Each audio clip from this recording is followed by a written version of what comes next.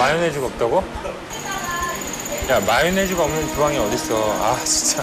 아, 이게 이런 큰 호텔에서.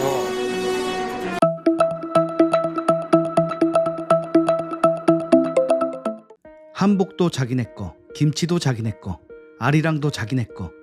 자존심도 없고 부끄러움도 모르는 중국의 우기기 관습은 동북공정에서 유래했습니다. 동북공정은 중국 동북 지역이 역사적으로 중국의 영역이었다는 것을 주장하는 역사 왜곡 사업의 일환인데요.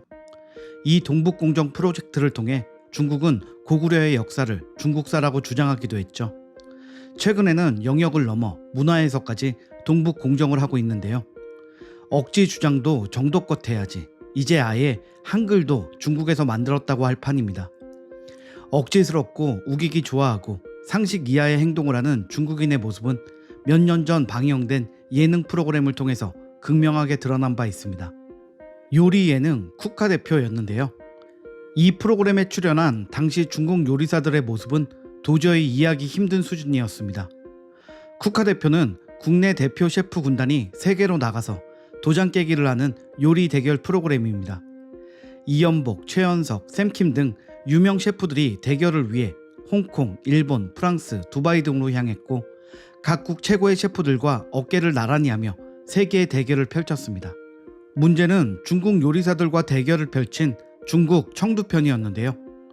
홍콩 편에서 완패, 일본 편에서 완승을 거둔 상황에서 중국 편에서는 어떤 결과가 나올지 모두의 관심이 집중됐습니다.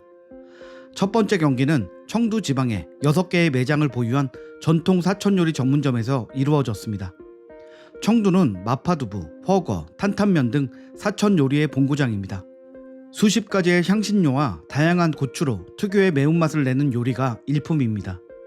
자신들의 홈그라운드에 낯선 한국 셰프들을 초대한 중국인 셰프들의 표정은 그야말로 비장했는데요.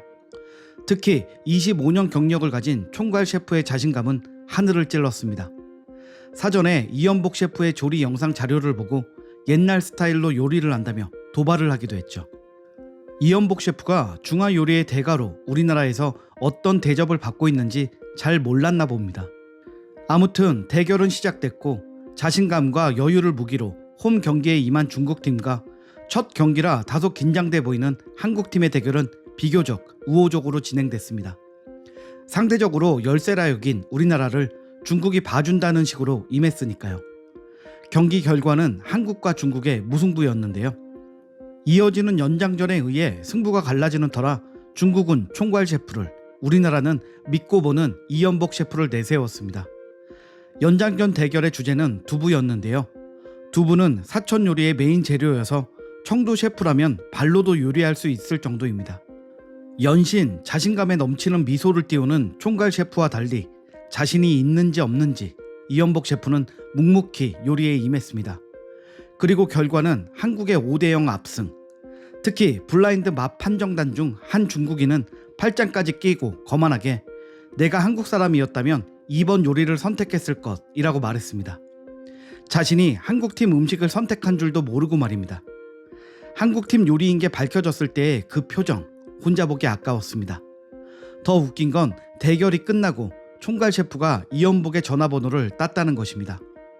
한국에 가면 꼭 찾아뵙겠다는 존경심을 표현하면서 말이죠. 실제로 결과에 깨끗이 승복하는 인상적인 모습을 보여줬던 그는 나중에 한국에 초청되기도 했습니다. 첫 번째 경기는 그야말로 꿀이었다 할 정도로 두 번째 경기의 강도는 초강력했습니다. 열을 식힐 차가운 얼음물 또는 집어 던질 만한 물건 정도는 옆에 두고 봐야 정신 건강에 좋을 정도의 끔찍한 더티 게임이었습니다. 대결은 5성급 호텔인 더 리츠칼튼 청두의 전속 셰프들과 이루어졌는데요.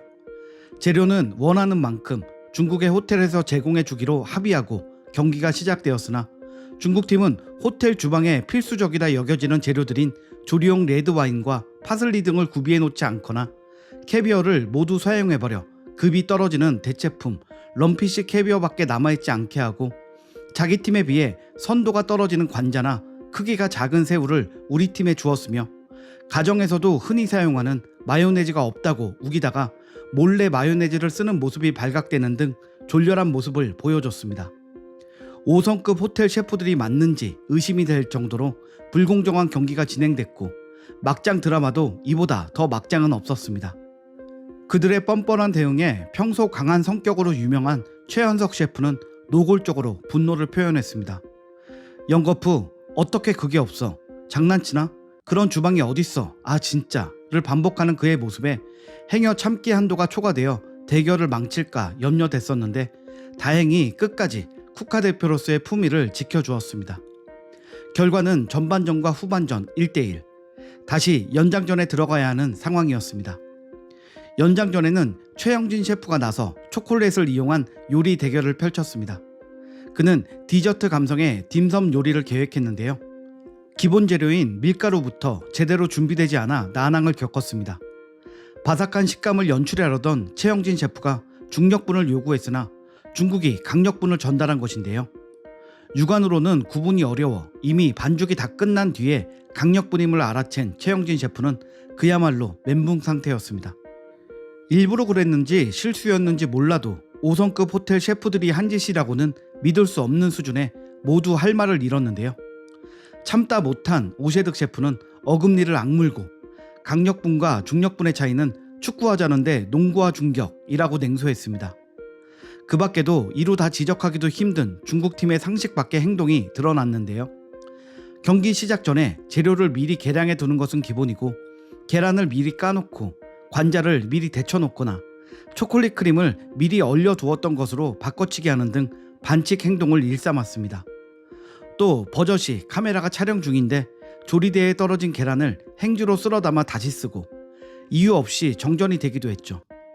도대체 저 사람들은 우리를 뭘로 보나, 저렇게 하면 뭘 얻을 수 있는 건가 하는 허탈한 마음까지 드는 풍경이었습니다. 일일이 다 확인하기도 힘든, 아니 싫은 상황. 셰프들은 자포자기했고 그저 요리에만 충실했습니다. 그야말로 정신승리의 순간이었습니다. 결국 어렵사리 쫄깃한 식감의 딤섬을 완성한 최영진 셰프. 본래 의도와는 달랐지만 제 시간 안에 요리를 완성하는 프로 정신을 보여줬습니다. 그리고 모두의 예상을 깨고 4대1로 압승을 거두는 드라마를 펼쳤죠. 이렇게 난장도 그런 난장이 없었던 청두 대결은 한국의 승으로 마무리되었는데요. 이연복 셰프는 오늘의 영광은 최영진 셰프의 것이라며 그의 노력을 치하했습니다. 웬만한 사람들은 앞치마를 집어던지고 비행기를 탔을 상황에 이성을 지켜준 셰프들께 경의를 표합니다. 비겁하고 졸렬한 데다 프로의식이라곤 멸종된 지 오래인 중국 셰프들은 부끄러움조차 없는지 끝까지 당당했습니다. 국가대표 중국 청두편은 몇 년이 지난 지금까지 레전드로 회자되고 있는데요. 모진 역경에도 불구하고 짜릿한 승리를 거둔 사이다 같은 매력 때문이기도 하지만 중국인들의 기본 의식이 어떤지를 잘 보여준 표본 사례였기 때문이 아니었나 싶습니다. 오늘 영상은 여기까지입니다. 구독과 좋아요 부탁드리겠습니다. 감사합니다.